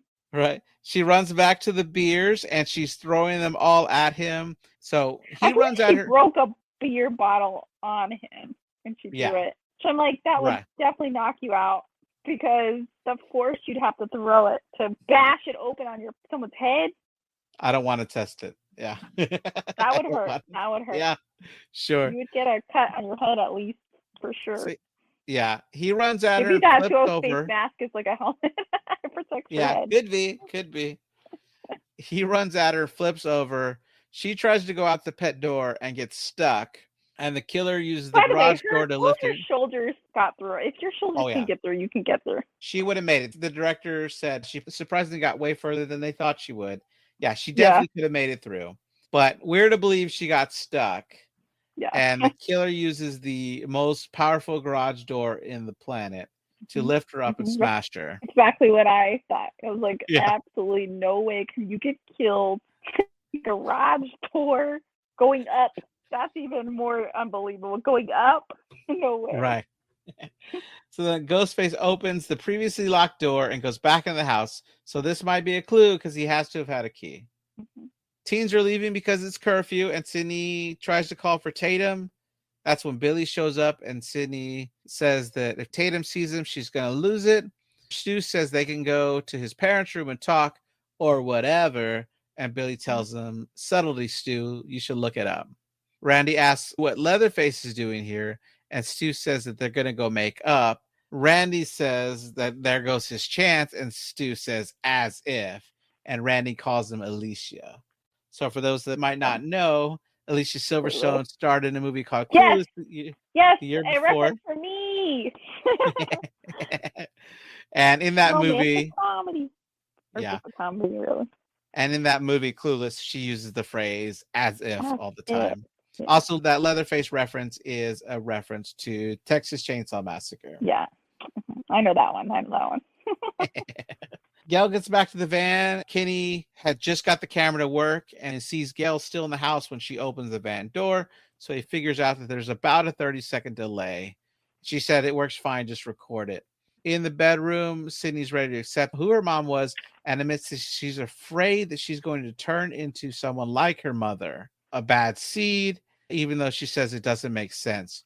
Billy says that it does and references Silence of the Lambs when Jodie Foster kept having flashbacks to her dead father, which I'm like, what? I don't know what that had to do with anything, but okay. Yeah. I guess they're just trying to shoehorn Silence of the Lambs. I don't know. One more movie, right? Yeah. Sydney says, but this is life. It isn't a movie, which I feel like is overused, but I don't know if it was overused at the time. I don't know. Yeah, see, this is the thing. This whole movie, I'm like, I'm just like, and I'm like, but when you first saw this, was this like a very new thing that you were seeing? I don't remember now. Yeah. Billy says that it is a movie, all one big great movie, then caresses her face and tells her you just can't pick your genre. I feel like that was a warning. Yeah. Sid starts to kiss him. Life is a movie. That's not a good sign. That sounds like you don't have a firm grasp on reality. Sid starts to kiss him and asks why she can't be a Meg Ryan movie or at least a good porno, letting him know that she's ready. He asks if she's sure. She says she is. Sydney, this is the guy earlier this day or yesterday. You thought, I guess maybe he could be a murderer. Yeah. And now you're like, I'll have sex with him. I don't know. How hot is he? I don't know. Not so hot that she could get over it before she thought it might be a murder. So don't ask me. But anyway, whatever. She did it. Back to the living room. They're watching Halloween. And Stu says he wants to see Jamie's breast. And the other girls are all rolling their eyes. Randy explains it's not till Trading Places that you see her breast because she was always the virgin in horror movies, which is why she survived. It is a great movie, yeah. Then Randy asks them, don't you know the rules? And Stu says, what rules? Randy stands up and is very passionate. He goes through the rules of surviving a horror movie. Number 1, never have sex. They all boo him. They even throw popcorn at him. Never drink alcohol or do drugs. They all start to clink their beer bottles together. Even Randy clinks against another one. He's saying it's a sin factor. It's an extension of number 1. Number 3, never say, I'll be right back. As he's saying this, you see Stu's getting up. He says, I'm getting another beer. You want one? And Randy's like, sure. And he goes, I'll be right back in a very mocking way. And everybody laughs. And Randy says, you push the rules, you end up dead. I'll see you in the kitchen later with a knife, which we do see him in the kitchen later with a knife. And he does get killed in a horror movie. So that's Randy debatable. Right. It's so debatable. Oh, my, I'm just kidding. Oh, is it? Yeah, people argue about that. Have been arguing about that for a long time, that he survived. In fact, he was hired and paid to be in part 3, but because of the Columbine shootings, they reworked the script a lot and they had to go with a whole new idea. And so they didn't use Matthew Lillard, even though they had already paid him to be in the movie. So he still got paid. He just never got to be in it. That's the best situation. Best still. You'll have to do the work and get paid. Great. Sure, right, yeah. So in the van, Gail and Kenny are watching. Gail's like, boring when they go over the rules. You see Kenny has a Cheeto in front of him and flying it around like an airplane into his mouth, like you would do to a 2-year-old to get food in their mouth. So he's got to be bored, which I think is hilarious. Dewey knocks on the van and invites Gail to go check out an abandoned car on the side of the road. He tells her that he's hoping they go out for a walk since it's a nice night out and he has a flashlight. He illuminates his face and asks, you aren't scared, are you? And she kind of flirtatiously is like, no, I'm not scared. as they're walking away, Dewey points up at the sky and says, "Do you know what that constellation is?" And she's like, "No, what is it?" He goes, "I don't know. That's why I was asking you." So hilarious. Yeah. We see a few more kids leaving. Someone's asking what happened to Tatum, and Stu says, "I don't know. She Oh, probably I got." completely forgot to say when Billy are having sex up. I thought that's the smallest bed I've ever. It's like a double size in his parents' room. Can they not afford a queen or a king size bed? Yeah. No, you're right. Okay. That bedroom, though, that bedroom was a lot larger than the movie would have us believe. Okay. And I'll go over more of that in a little bit. Okay, because But I'm like, what is this tiny ass bed that their parents have? that's the parents' bedroom. What Yeah, that's somebody crazy. I know once said because I'm like king size. Everybody needs a king size bed, and they were like, no, I don't want a king size because I like to cuddle. And I'm like, you can cuddle in a big bed. And then when you get too hot, you can roll away. Do you mean that your paramour does not like to be close to you, so you have to force them? I mean, like, that's too funny. Yeah, you definitely can cuddle in a king size bed. Anyway, they're still watching Halloween, and it's the scene where Linda's in bed and she's about to flash who she thinks is Bob. And Randy says, "Here comes the obligatory tit shot." And then we cut to Sydney taking off her top, revealing her bra. Oh, we're not even done with this part, so I could have commented on the size of the bed right here. Yeah, no problem. We come back to the Nev Campbell's tits, though. No, right. Her beautiful yeah, they I get. don't know that they're I don't know. They get the new title for the episode. Just kidding. Anyway. Yeah, Nev Campbell's beautiful breast. Billy blocks her when the camera, when she takes off her bra. Billy blocks her. But one of the girls watching Halloween with them gets up when all the boys are cheering over the breasts in the movie, saying that she'll leave them alone. I think she's going to get another beer. And then we see Billy and Sydney lying down on the bed. Randy gets up to answer the phone when he finds out that the principal's dead, and he tells everybody that he was gutted and left hanging on the football field. Everyone besides Randy gets excited, saying they need to rush over there to see him before they pry him down. Who's calling him? I don't know. Yeah, and why is he answering the other guy's phone? You know, it could have been Stu could have set this in motion so he can get less people there to finish what he's planning to do. Wait, did Stu answer the phone? I thought Randy answered the phone. No, but it's Stu's house. I know, but why did Randy answer the phone at Stu's house? Yeah, I don't know. Oh, but you're saying that's why somebody told him.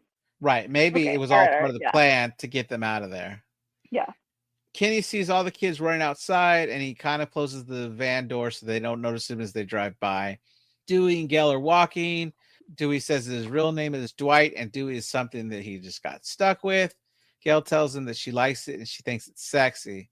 He says it's just the town's way of not taking him seriously. She says, well, her name is Gail Weathers. She sounds like a meteorologist. So true. Yeah. She also says that people treat her like the Antichrist of television, and Dewey says that he doesn't think she's that bad. Gail says that that's probably just because he likes her. That's when the kids are driving by, and Dewey's trying to stop them, and they have to jump off the road right before they're hit by a Ford Mustang.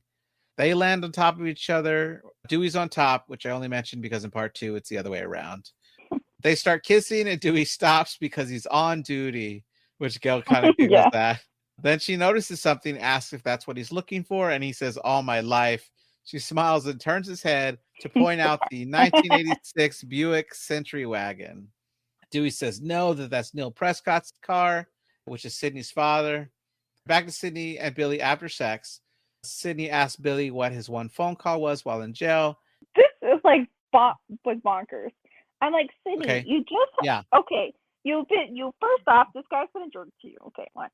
Then you think, oh, maybe he's a killer and he tried to kill me. Then you're like, let's have sex. And now you're like, actually, maybe he is a killer. You're like, what the crap, Sydney? Make up your mind, girl. Make up your mind. Sheesh. But anyway, she asked him, who was your phone call? And he's like, what are you talking about? And she's like, in jail, you get one phone call. Who'd you call? And he said his dad. And she's like, oh, well, the police said they called your dad. And he's like, oh, well, yeah, he didn't answer when I called. And then she was like, well, I was just thinking you could have used your phone call to call me. and pretend to be, which doesn't actually make sense because he would have needed the like voice distorter. Right. Which is interesting because the actual voice that does Ghostface when they're on the phone has never used like a an actual modulator. guy. It's just actually It's his just a voice. guy. He's on set, but they've never met him. Like in all the movies, the cast is never allowed to meet him, so they could be more terrified from him. Because if you get to know the person whose voice you're hearing, you're not going to be able to. Oh, it's so and so. Unhear that voice. Yeah. And it's funny because in the special features they have him like all blacked out with like a silhouette, kind of like a crime show where they have like a secret witness confessing. I think it's kind of funny. She says it would have been funny to throw off the scent if she called her. If he gets really up close to her. Joke. I know, right? He gets up really close to her and says, "What do I have to do to prove to you that I'm not a killer?" She's like, "OMG," but then notices behind her. Don't be a killer. Right? Yeah, just don't be a killer. Don't kill people. Don't kill people. What an idea. And then she notices that Ghostface walks in. She tries to say behind you. He turns around and gets stabbed 3 times. The killer starts to wipe off the knife. Then he moves. I thought Billy was the killer. Well, now I don't know what's going on. So the killer starts to wipe off the knife, then moves out of the way from behind Billy and wipes off the knife again. A lot of sorcerers are like, why do you wipe the knife off twice? It seems like a mistake. But it kind of looks to me like, oh, she can't see me wipe off the knife. Let me start again. Do it again. Get a good look at it. So she could be scared by it. Now they have the chase through the house. She jumps over the bed when he goes around the bed. Now, I was talking about the bedroom earlier. Behind her is actually a more open bedroom, but they kind of build a longer false wall next to the bed to make it seem like there's not another way out. But behind her is a set of stairs that leads a little down and outside of a door. And she could have escaped that way. But they did some movie magic to make us not believe that. You can't. But as she runs out the door, down one set of stairs, around the banister, Ghostface comes out of another random door. That door was the door she could have escaped out of. Which is kind of funny knowing that behind the scenes kind of thing. Sydney's able to slam one door against him, send him to the floor. Then she goes to the attic, uses a surfboard pinned down behind a dresser to block the door. He goes outside the window, tries to hold on so she doesn't fall. Then the killer grabs her. She pulls away and she falls, landing on a boat with a tarp in it, which had to be filled with pillows. That would have hurt. A nice soft boat to break your fall. Like, what the heck? So she rolls off and she sees Tatum's body still hanging there. People like jump off things and land on a car in like action movies. I'm like, oh, nice. A nice soft car to land on. Exactly. Like, what? Okay. Then we have what might be my favorite scene of the movie. Randy's watching Halloween, telling Jamie Lee Curtis. Oh, yeah, this is good. Jamie, is a really good look behind you. Turn around. Now, the actress is named Jamie. The character's named Laurie Strode. But he's yelling, Jamie, look behind you. Then Sydney screams outside, so the killer gets distracted, doesn't kill Randy, and goes after Sydney. In the van, they're 30 seconds behind. They're seeing the killer behind Jamie Kennedy, but his name is Randy, so they can't say, look behind you, Jamie. But I feel like I remember them saying that, even though that's not right. Oh, okay. Because they would say, look behind you, Randy, but he actually says, look behind you, kid. But I think that's so funny, like just that's so meta. He's telling himself to look behind. Yeah. Right. Because he's Jamie. He's Jamie. Yeah. Yeah. Kitty wants to go help, but when he opens the van door, he sees that the door's already open and he remembers the 30-second delay. That's when his throat is slit. And I remember jokingly saying, they killed Kenny, because I was a huge South Park fan, which for those that don't know, for several of the seasons, they stopped doing it eventually. Every episode, they would kill Kenny and he would magically pop back up in the next episode. And when they had like a 2-parter, the moment the second part started, it was really comical because all the characters standing there and Kenny just pops into existence because they're like, well, how are they going to get Kenny back now? It's the 2-parter. So I always love that. Sydney is able to escape through the back of the van. Dewey and Gail make it back. Dewey goes into the house, tells Gail to call the sheriff for backup. He still thinks the killer is Sydney's dad, so he's going around calling for Neil. Gail's looking for Kenny and sees a lot of blood. Gets to the van, closes the door. She tries to make a call when Randy comes up, scaring her. She hits him in the face with the phone a few times. For Randy. She sees something cover the windshield. She uses the windshield wipers and realizes it's blood. She starts to back up, and when she hits the brakes, Kenny falls off the roof onto the windshield. She spins around and yells at Kenny, "I'm sorry, Kenny, but get off my fucking windshield." And he does fly off. She drives, but then Sydney's on the road trying to flag her down, which sends Gail off the road and crashes into a tree. Sydney runs back to the house to find Dewey's been stabbed in the back. Dewey collapses to the floor, and the killer pulls the knife out, going after Sydney. Sydney goes to Dewey's Jeep, but the killer has the keys. They do this whole he unlocks it, she locks it back thing. And as he's opening the back, she's calling the police to say that the killer's at Stumacher's house. Please send help, which is totally something I wish Kinsey would have done in Strangers Pray at Night, because she was in the cop's vehicle and she didn't call. She didn't call. They did a lot of stupid things in that movie. Sure. The killer grabs her, but she pulls away, falling outside the Jeep, and then Sydney loses sight of the killer. Randy starts hobbling towards her. She grabs the Beretta 92 FS from Dewey's holster. Stu arrives, and both Randy and Stewie start accusing each other of being the killer. Jamie Kennedy here got his limp correct by putting a massive rock in his shoe, so he consistently had a rock. He remembered it hurt. Which leg hurt. Yeah. Sydney makes the best decision in a horror movie, says "fuck you both," and locks them outside. Then Billy comes falling down the stairs and he's not dead. He convinces Sydney to give him the gun. Billy lets Randy inside, and Randy says that Stu has gone mad, and Billy says we all get a little mad sometimes, and shoots Randy in the shoulder. And what? Says, right? He says Anthony Perkins Psycho, which is another Psycho reference.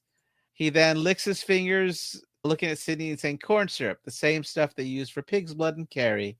And for those who might not know, Carrie is a 1976 film based on Stephen King's book, where they dump pig's blood on Carrie White's head after they voted her prom queen. A prank. And they regret it. Yeah, won't lie.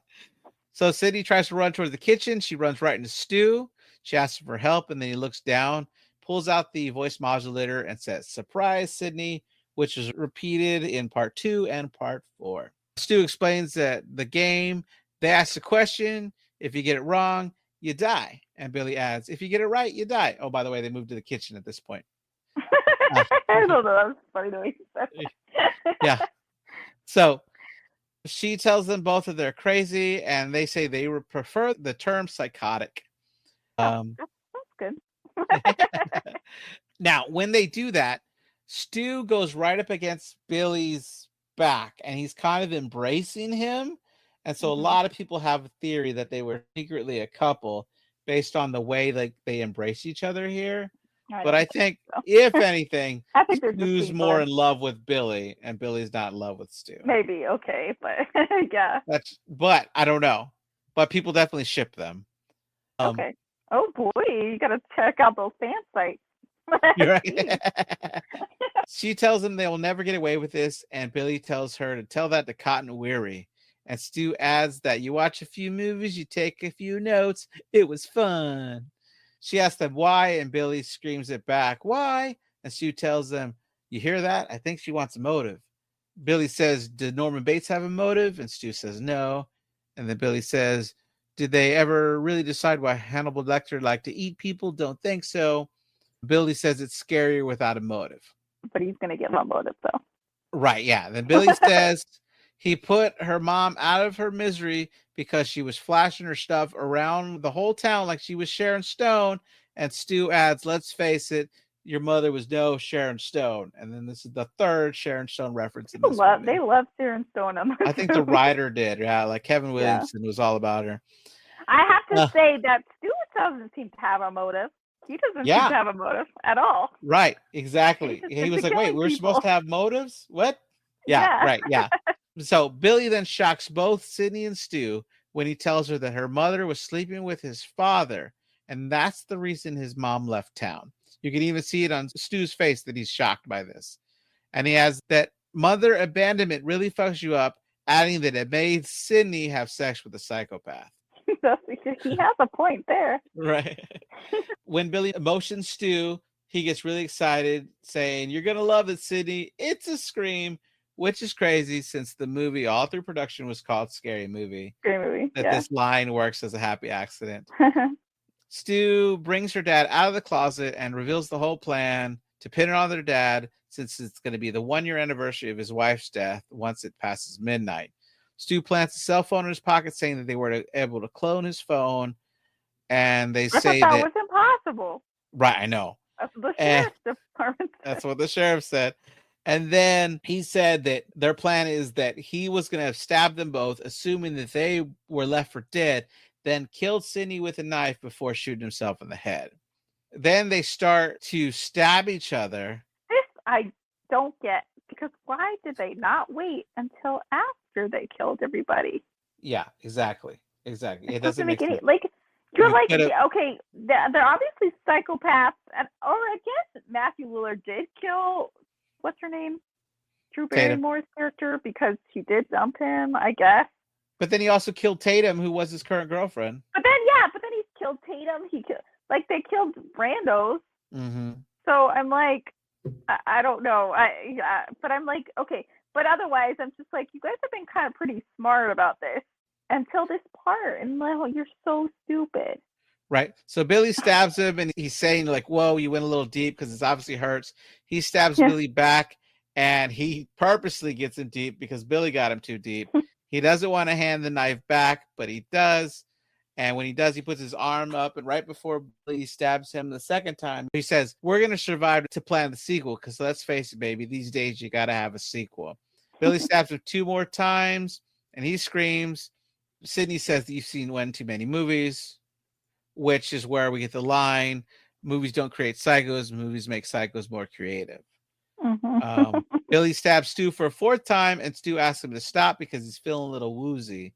Billy tells him to go get the gun, and he'll untie Pops.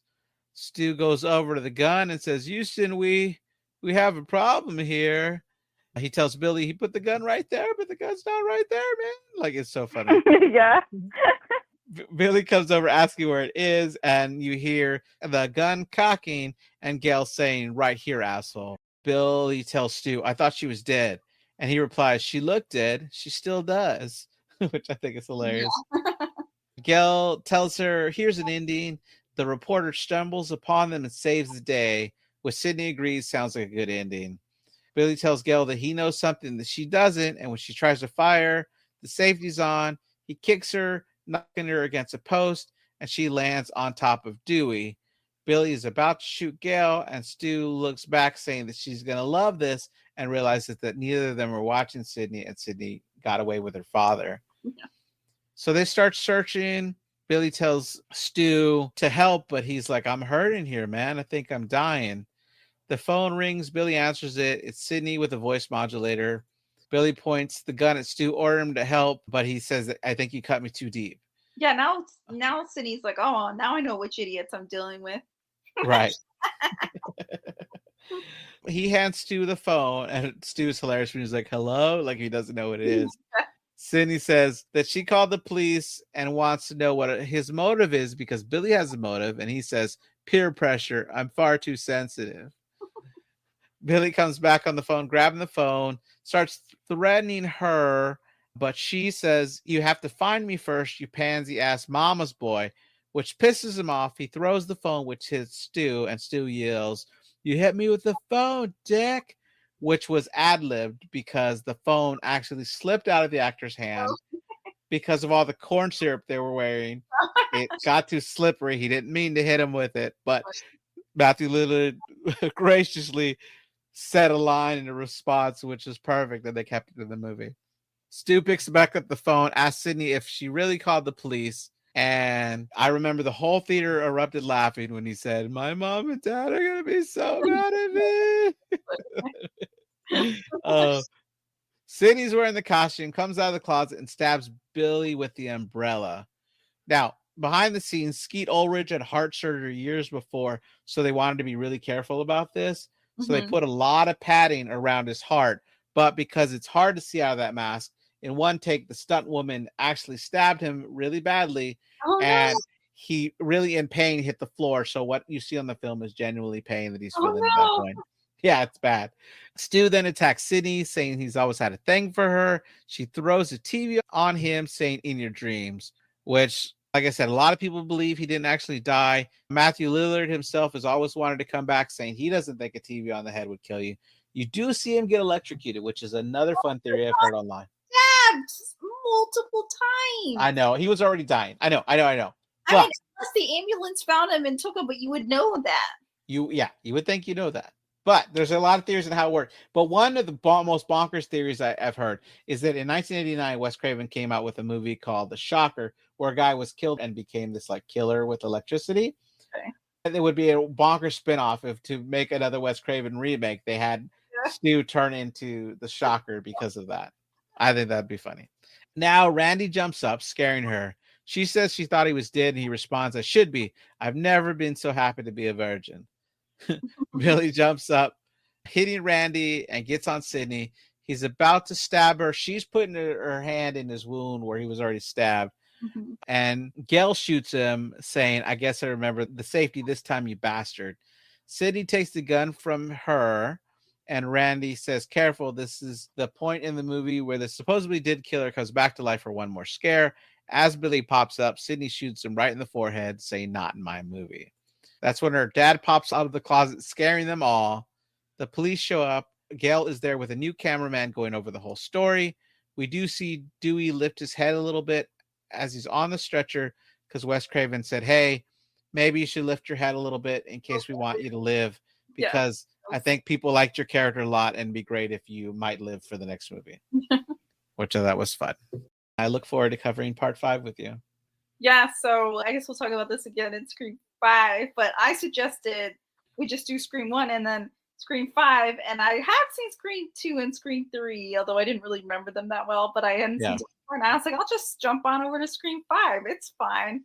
And Eleazar was like, no, you should watch them all. And I was like, nah, I won't. So that's why he's like, all right, we'll do a movie marathon. Which I think I had a lot of fun doing. But also, when you see 5, you'll know. So Kirby, who was in part 4, plays a big role in part 5. Yeah. And wait, is that true? Well, whatever. It's somebody. The character from part 4 does reappear in part 5. Right? Oh, Kirby's in part 6. I'm wrong. Whatever. But yeah. But anyway, it's still fun. I don't need to know. Just jump right on in and be confused. All right. Fine. Thank you all for listening. This has been Nightmare Echoes. We have new episodes every Monday, although this month we're going to have extra episodes for our Scream Marathon. So please tune in for those. Thank you, Margo, for being here, and hope to see you next time. Bye. Bye.